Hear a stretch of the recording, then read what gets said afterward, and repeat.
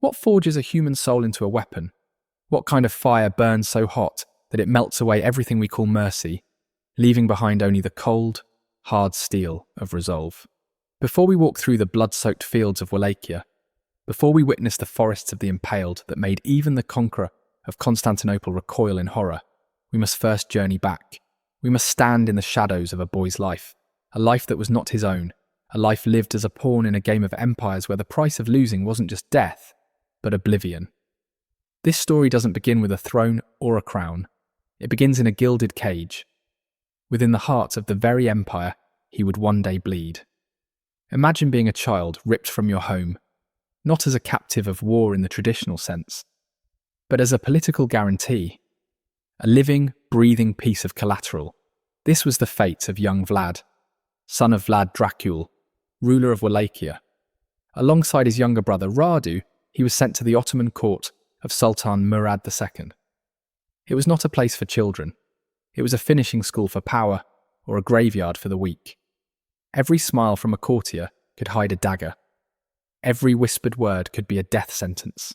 Here, in the opulent, suffocating halls of the Ottoman Empire, young Vlad learned his first and most important lesson.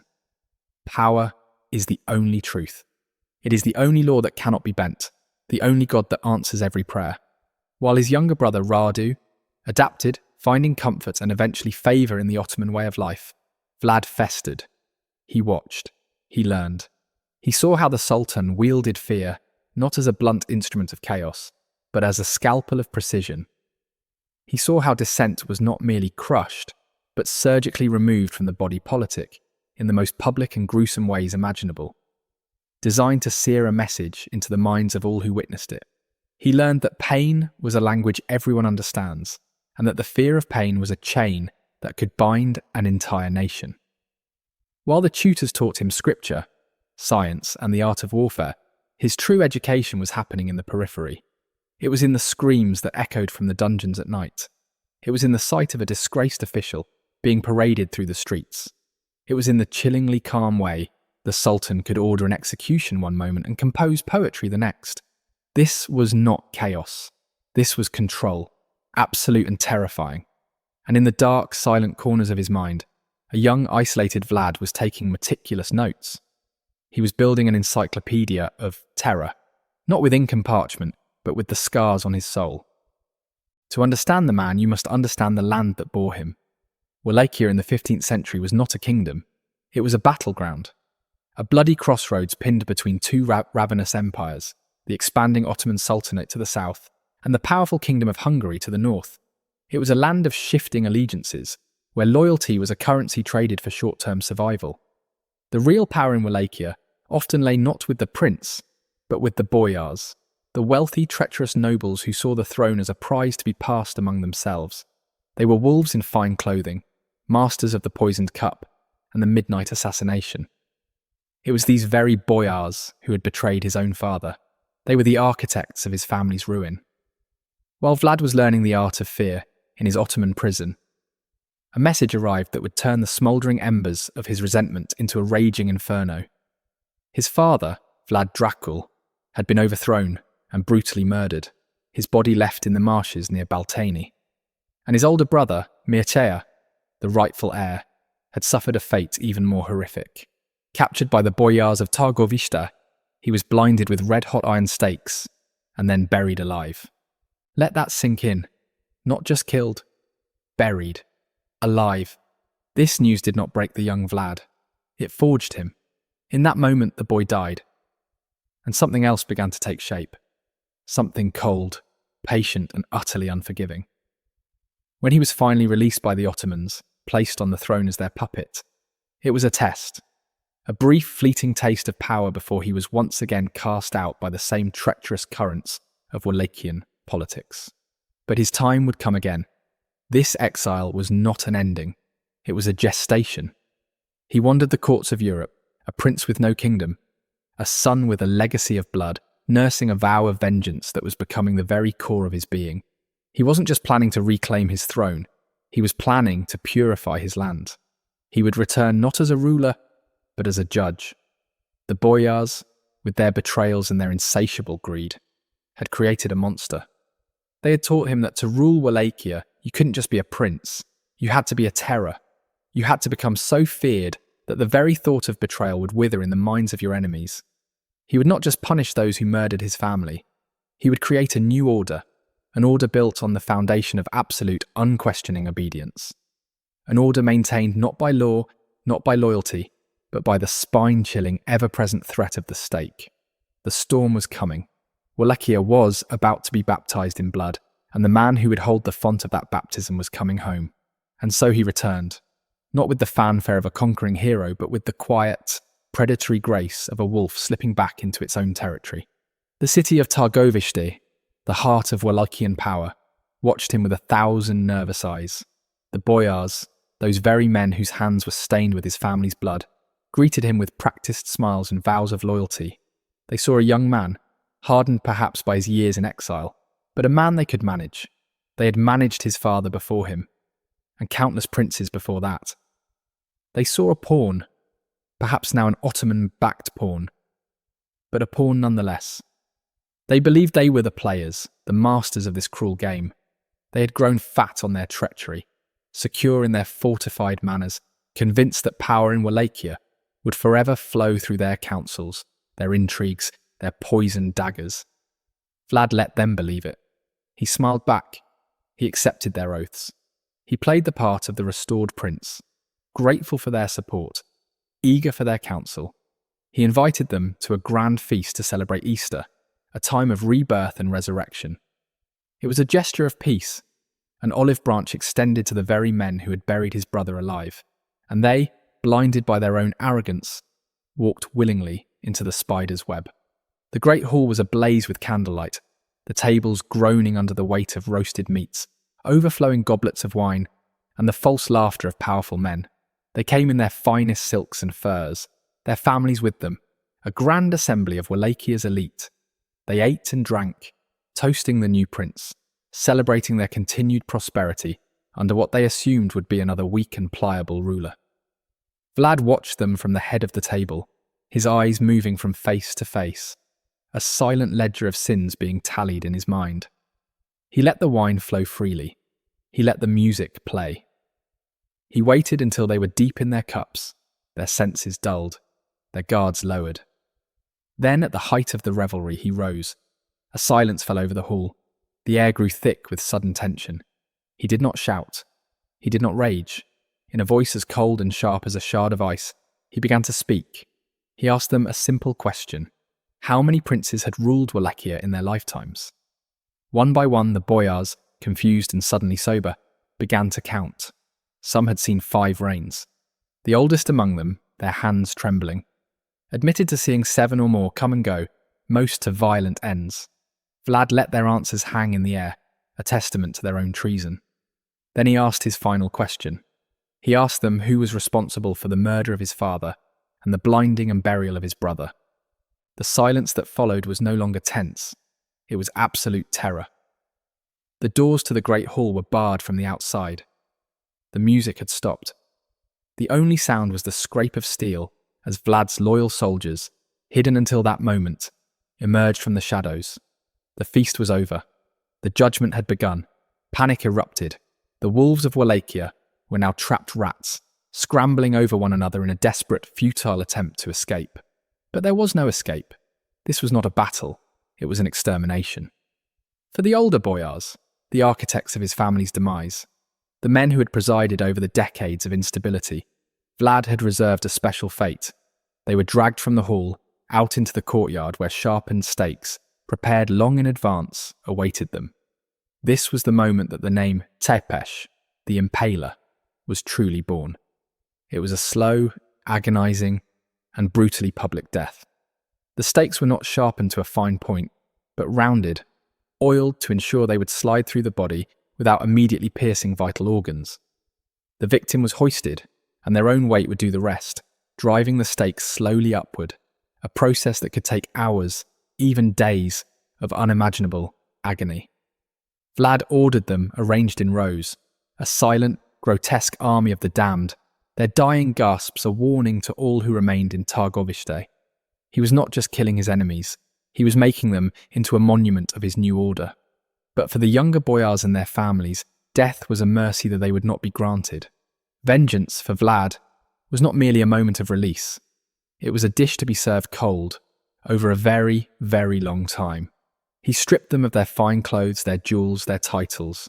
He chained them together, nobles and their wives, sons and their daughters, and marched them from the city.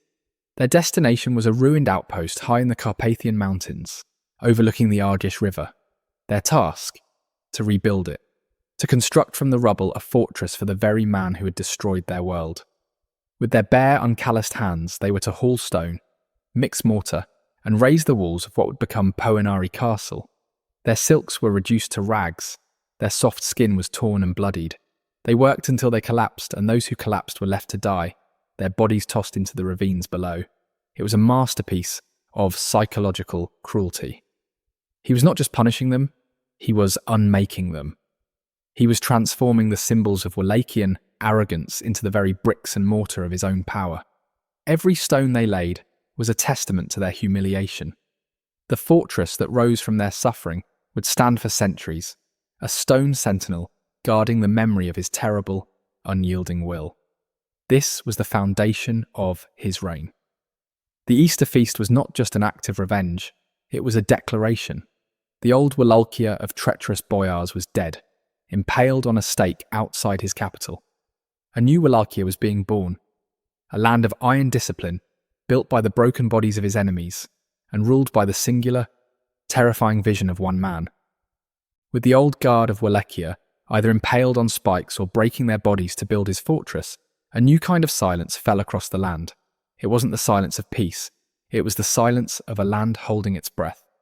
What happens when the rot is cut out? Does the body heal, or does it live in fear of the surgeon's knife? Vlad did not care for healing. He cared for order. An order so absolute, so perfect that it bordered on the divine or the demonic, depending on where you stood. With the boyars gone, his gaze now turned from the castles to the common street. He would not just rule his people, he would reforge them.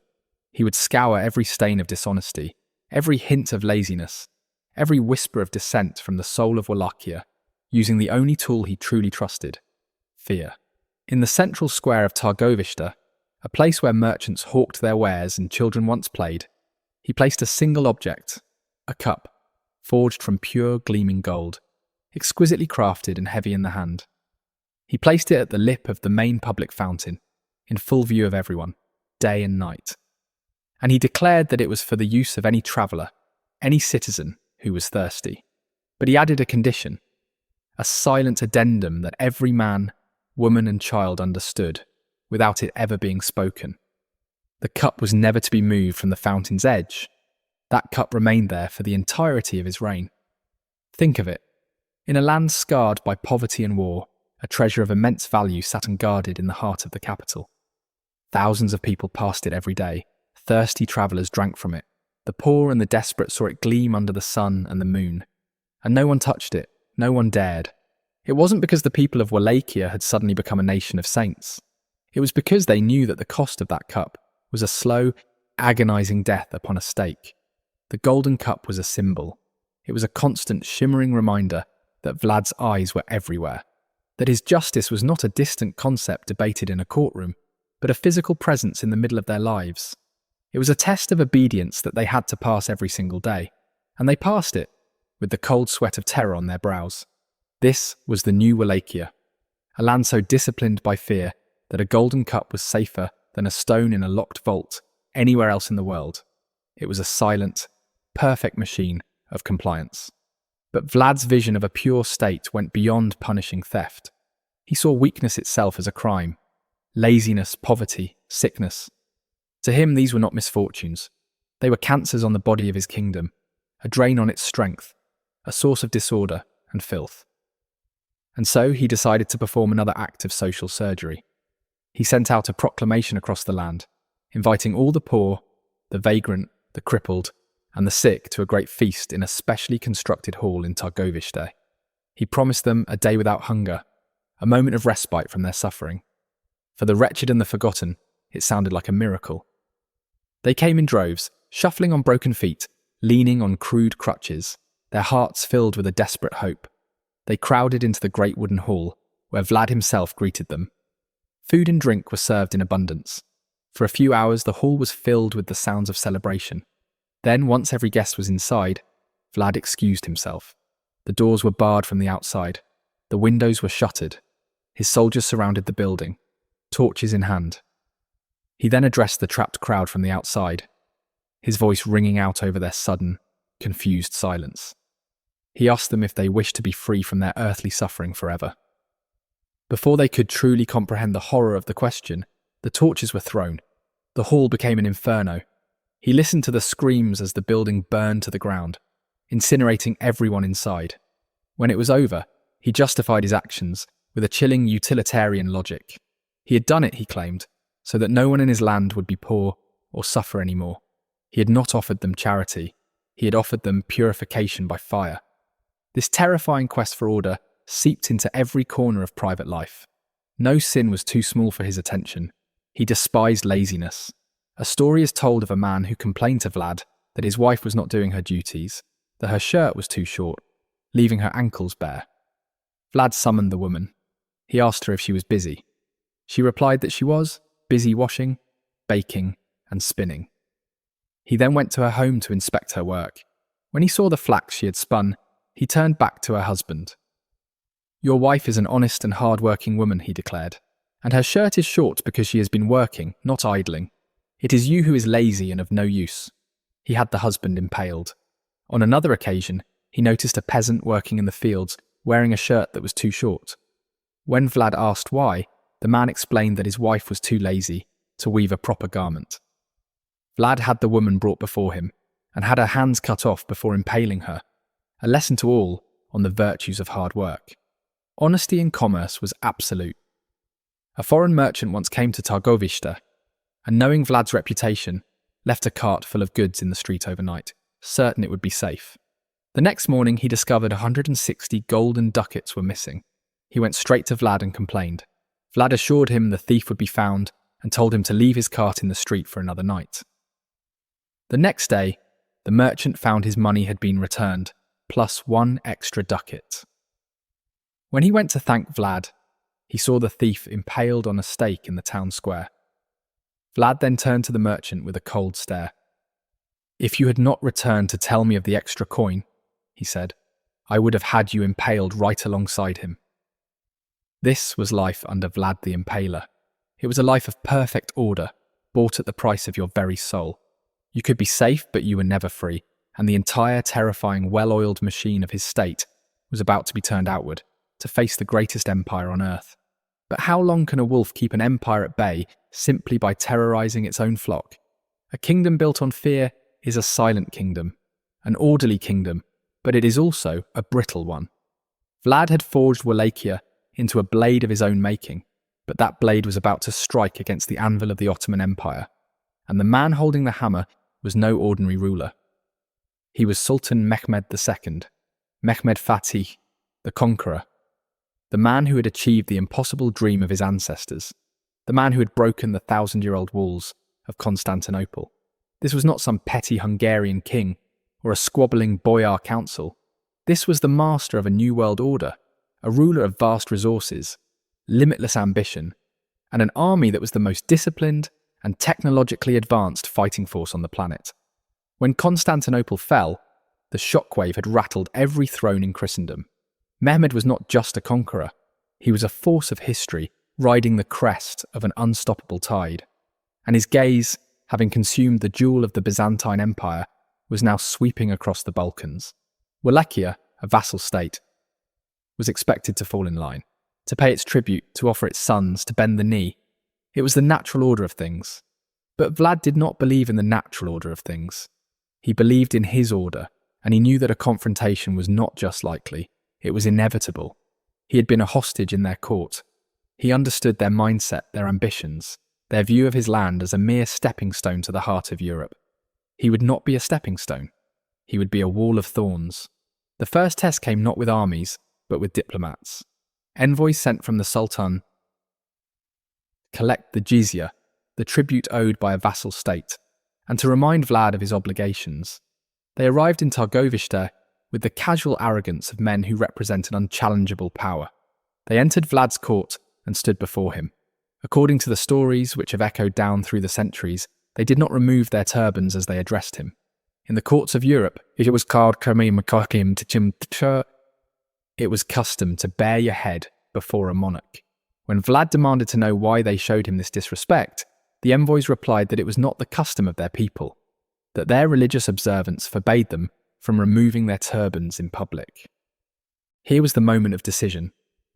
A lesser prince would have swallowed the insult, paid the tribute, and bought himself a few more years of uneasy peace. But Vlad saw this for what it was. It was a test of his sovereignty on his own soil. He saw their turbans not as symbols of their faith, but as symbols of Ottoman dominance, a declaration that their laws and customs superseded his own, even in his own throne room. He smiled a thin, cold smile. "I would like to help you strengthen your customs," he said, his voice deceptively calm, and then he gave an order that would set the world on fire.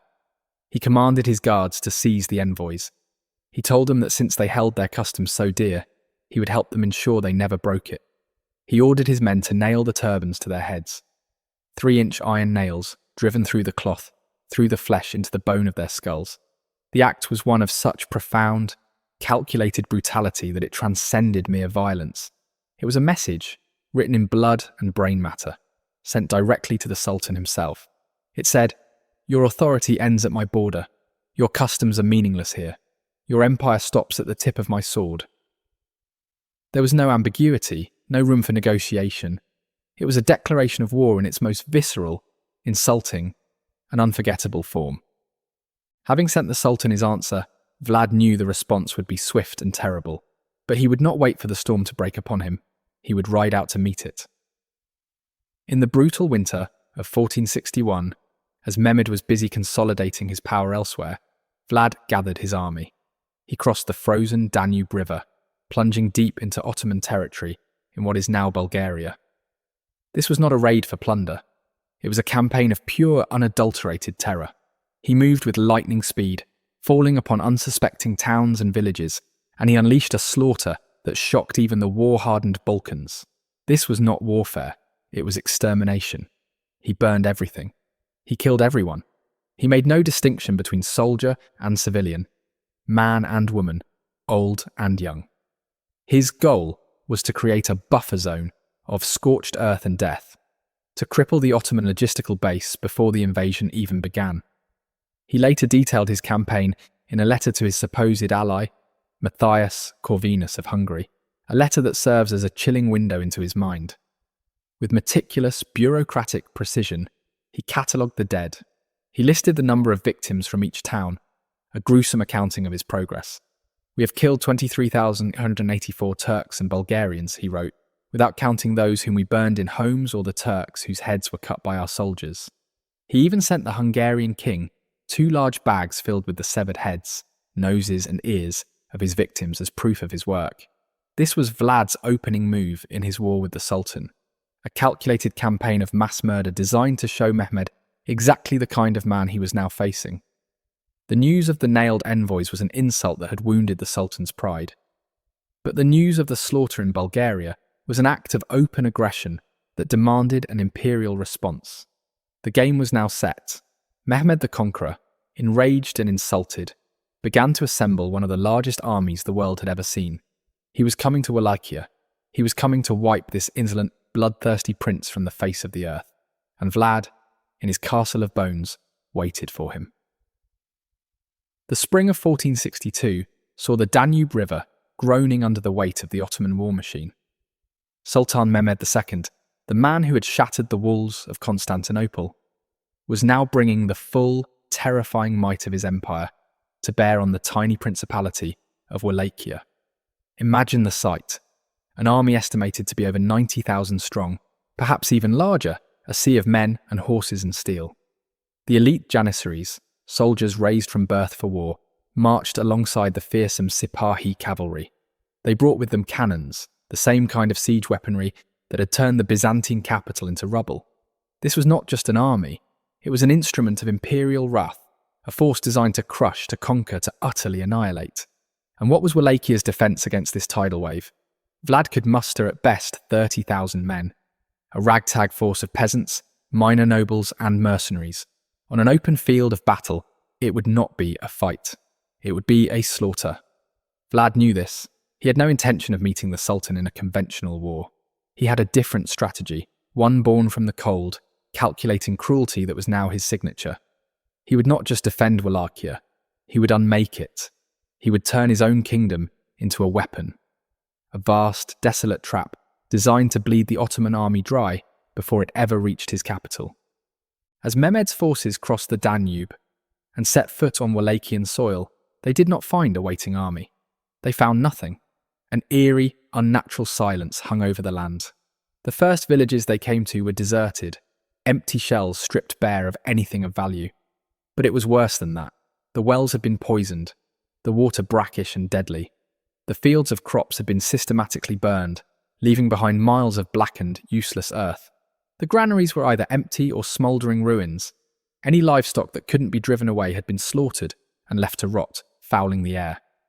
Vlad had implemented a scorched earth policy of a scale and brutality that was almost unimaginable.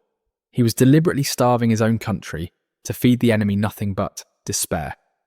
Entire populations had been forcibly evacuated from the path of the Ottoman advance, driven into the forests and the mountains. Those who resisted, or were too slow, were treated as collaborators. In his own chilling words from a letter to the King of Hungary, he admitted, "I have killed peasants, men and women, old and young. We have burned down everything." He was erasing his own kingdom from the map to create a living hell for his invaders. The Ottoman army, the most disciplined force in the world, began to suffer. Their long supply lines were stretched thin, and they had expected to live off the land as they advanced. But there was nothing to live off of. Hunger began to gnaw at their ranks. The poisoned water brought dysentery and disease, spreading through the camps like wildfire. The unfamiliar terrain, a maze of dense forests and treacherous marshes, became a character in their nightmare. And then came the ghosts. Vlad's small mobile units of cavalry used the landscape to their advantage, refusing to engage in open battle. They would materialize from the woods at dusk, strike a foraging party, and vanish back into the shadows. They would raid the Ottoman camps in the dead of night, creating chaos and panic, ear-slitting throats, and setting tents ablaze before melting away again. These were not battles, they were mosquito bites, 1,000 tiny wounds that were slowly draining the lifeblood of the mighty Ottoman war machine. The soldiers' morale began to crumble. They were fighting an invisible enemy, a phantom who commanded an army of ghosts and ruled a land that seemed to be actively trying to kill them. They were warriors, prepared for the glory of battle, not for a slow, agonizing death from starvation and sickness in a cursed, empty land. But the psychological warfare was far from over. Vlad had reserved his masterpiece for the road to his capital, Targovishte. As the weary, demoralized Ottoman soldiers marched deeper into the heart of Wallachia, they began to encounter a new kind of horror. The roadsides became decorated with Vlad's signature work, impaled bodies. At first it was just a few, captured Ottoman scouts or foragers, left as grim signposts. But as they got closer to the capital, the numbers grew. And these were not just soldiers. They were Turkish merchants who had been living in Wallachia, accused of being spies. They were Wallachian peasants accused of disloyalty. Each one was a silent, screaming testament to Vlad's absolute control. He was showing Mehmed that his reach was everywhere, that no one was safe from his wrath, not even his own people. This relentless, grinding campaign of starvation, guerrilla warfare, and psychological terror was having its desired effect. The Ottoman ranks were being thinned not by glorious combat, but by hunger, disease, and creeping dread. The soldiers whispered stories of the voivode, the Impaler prince, calling him Kazakla Bey, the Impaler lord. They spoke of him as if he were a demon, not a man. Mehmed the Conqueror, a man accustomed to swift, decisive victories, found himself bogged down in a nightmare landscape, his mighty army being slowly exsanguinated by an enemy who refused to fight. But the worst was yet to come. Vlad had saved his magnum opus, his ultimate symphony of terror, for the gates of Targovishte itself. Imagine the state of the Ottoman army as it finally approached Turgovishte. They were gaunt, hungry, and sick. Their magnificent uniforms were tattered, their spirits frayed by weeks of fighting shadows in a haunted land. They had marched through a desolate, man-made wasteland, stalked by an invisible enemy, only to find the roads to the capital lined with the grotesque, impaled bodies of their comrades and countrymen. They were an army on the verge of breaking. But they were still the army of Mehmed the Conqueror. They were hardened veterans, the best soldiers in the world.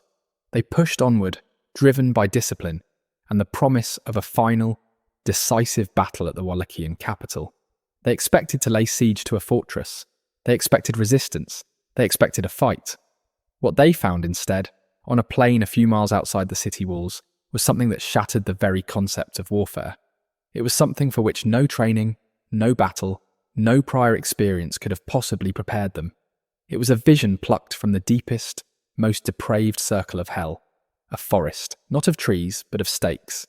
Stretching for over a mile in length and nearly half a mile wide, was a carefully, artistically arranged display of death. 20,000 bodies, perhaps more, were impaled on high wooden stakes. The victims were primarily the Turkish and Bulgarian prisoners Vlad had captured during his winter raid across the Danube, but they were supplemented by any Ottomans his forces had managed to capture during the current campaign.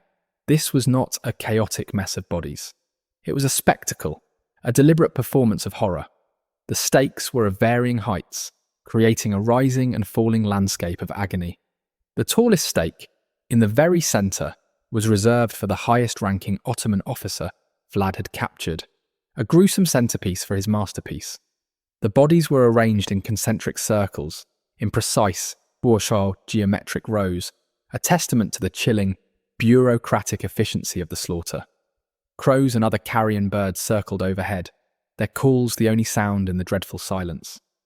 The stench of death and decay was overwhelming, a physical assault on the senses that would have made even the most hardened soldier retch. This was the forest of the impaled. This was Vlad's greeting to the Sultan.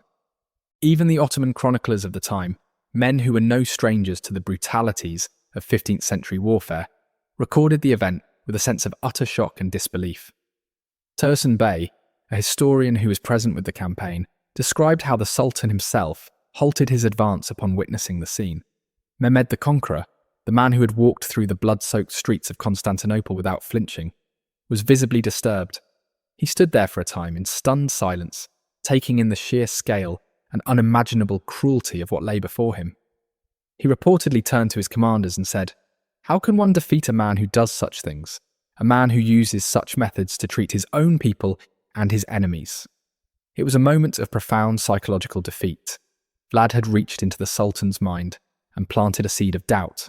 This was not an enemy who played by any known rules. He was not fighting for land or for glory in a way Mehmed could understand. He was fighting with a kind of absolute, nihilistic ferocity that seemed almost supernatural. The forest of the impaled was not just a deterrent, it was a mirror, showing the Ottomans an image of terror so profound it made their own methods seem tame. The psychological impact on the common soldiers was devastating. They had come to conquer a kingdom, not to tour a madman's art gallery of death. The will to fight began to evaporate, replaced by a desperate urge to simply leave this cursed place. But Vlad was not finished. That very night, with the Ottoman army camped in the shadow of his horrific creation, their minds still reeling from what they had seen, he launched his most audacious attack yet. At around midnight, Vlad himself, along with several thousand of his best cavalry, disguised themselves as Ottoman soldiers. Using Turkish passwords they had extracted from prisoners, they slipped past the sentries and rode directly into the heart of the Ottoman camp. Their target was the most important prize of all, the Sultan's own tent. The chaos that erupted was absolute. In the pitch-black confusion, Ottoman soldiers began fighting each other, unable to distinguish friend from foe. Vlad's men rampaged through the camp, cutting down men in their sleep, setting fire to tents, their war cries adding to the bedlam. They fought their way towards the opulent tent at the centre of the camp, the one they believed housed Mehmed. They slashed through the silk walls, killing the pashas and high-ranking officials inside. But Mehmed was not there. Having been unnerved by the day's events and perhaps warned of a potential attack, the Sultan was not sleeping in his main tent that night. The assassination attempt failed, yet the night attack, as it came to be known, was a stunning psychological victory. Vlad had not only created a vision of hell for the Ottomans to witness, he had then personally led a charge into the centre of their camp and almost killed their Sultan. He had proven that nowhere was safe, not even the very heart of their military machine. He was not a distant commander. He was the monster in the dark, the boogeyman himself, and he had just walked through their bedroom. For Mehmed, this was the final straw. He had seen enough. The first rays of dawn after the night attack revealed an Ottoman camp in utter disarray. It was a scene of carnage and confusion, with bodies of their own soldiers strewn amongst the smouldering remains of tents. The Sultan, Mehmed the Conqueror, had survived, but his army's spirit was broken. They had been starved, poisoned, stalked, terrorised, and finally violated in the supposed safety of their own camp. The forest of the impaled had shown them the depths of their enemy's cruelty, and the night attack had shown them the terrifying audacity of his courage. This was no longer a campaign of conquest. It was a descent into madness. Mehmed looked at his exhausted, demoralised commanders. He saw the fear in the eyes of his once invincible janissaries, and he made a decision. He had seen enough. The cost of conquering this god-forsaken land, ruled by this devil prince, was simply too high. Without ever laying siege to Targovishte, without ever truly engaging Vlad's main force in battle, Mehmed the Conqueror ordered the retreat. The greatest army on earth turned its back on Wallachia and began the long, humiliating march back towards the Danube. It was a stunning, almost unbelievable victory for Vlad. He had faced down the conqueror of empires and had won, not through strength of arms, but through the sheer, unadulterated power of terror. He had turned his entire kingdom into a psychological weapon and had shattered the morale of an army 3 times the size of his own. But this is not a fairy tale. This is history, and history is rarely so clean. Vlad's victory was a tactical masterpiece, but it came at a devastating cost to his own land and people. And in the complex web of 15th century politics, victory on the battlefield did not guarantee survival. While Vlad was busy bleeding the Ottomans, his own supposed allies were plotting against him. Matthias Corvinus, the king of Hungary, to whom Vlad had sent his gruesome trophies and appeals for aid, had taken the funds provided by the Pope for a crusade against the Ottomans and used them for his own purposes. Instead of marching to help Vlad, he saw an opportunity. As Vlad was fighting for his life against Mehmed, Matthias Corvinus invaded Wallachia from the north. But the final, most bitter betrayal came from closer to home. It came from his own blood. While Vlad embodied a spirit of absolute violent resistance against the Ottomans, his younger brother Radu, known as Radu the Handsome, had chosen a different path. Having grown up alongside Vlad in the Ottoman court, Radu had embraced their culture, their religion, and their power. He was handsome, charismatic, and a favourite of Sultan Mehmed. While Vlad was the monster who nailed turbans to heads, Radu was the charming, civilised alternative.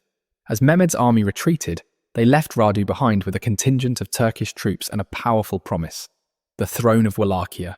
And here Vlad's greatest weapon, fear, began to work against him. The Wallachian boyars, the few who had survived Vlad's initial purges, had lived in mortal terror for years. They had seen his perfect, brutal order. But Radu offered them an escape. He offered a return to the old ways, a chance to regain their power and influence under a more pliable, Ottoman-friendly ruler. Faced with a choice between the familiar terror of Vlad and the promise of relief under Radu, a significant portion of the Wallachian nobility defected. Vlad found himself a victor without a kingdom, a general without an army, abandoned by the very people he had fought so brutally to defend. Betrayed and outnumbered, Vlad was forced to flee. He made his way to Hungary, seeking the aid of his ally, Matthias Corvinus. But there was no aid to be found. Matthias, seeking to justify his own inaction and placate the Ottomans, had Vlad arrested. Forged letters were produced, supposedly proving that Vlad had been secretly plotting with the Sultan all along. The man who had become the living symbol of Christian resistance against the Ottoman Empire was branded a traitor. He was imprisoned in the Hungarian capital of Buda, where he would languish for more than a decade. The Impaler prince, the terror of the Danube. The man who made the conqueror of Constantinople turn back was now a helpless prisoner, a pawn once more in the games of kings. His story does not end there. He would eventually be released, would even briefly reclaim his throne years later, only to be killed in battle. But his legend was already sealed. It was forged in the crucible of his brutal 1462 campaign. He left behind a legacy that was both terrifying and strangely inspiring. He was a tyrant, a mass murderer, a monster who used pain and fear as instruments of statecraft. But he was also a fierce patriot, a brilliant, if ruthless, strategist who successfully defended his homeland against impossible odds. His methods were undeniably evil, but in the brutal calculus of survival, they worked. He remains one of history's most terrifying and fascinating figures. A man who became a monster to fight an empire, and in doing so, burned his name into the memory of the world, not with ink but with blood and fear, a name that would echo long after the forests of the impaled had turned to dust.